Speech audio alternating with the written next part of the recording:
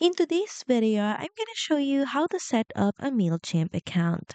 So first, visit Mailchimp website at mailchimp.com and click on the sign up button. And to proceed with a free account, click on request a demo.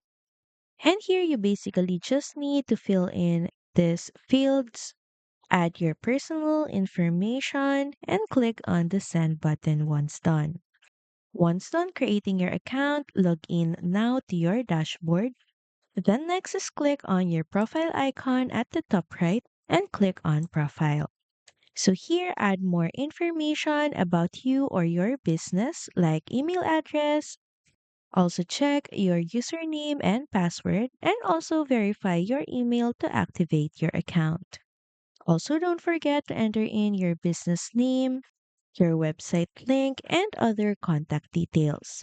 MailChimp uses this information for your email campaigns and required email footer. Lastly, in the left panel, go to Audience, and here set up your audience list where your subscribers will be stored.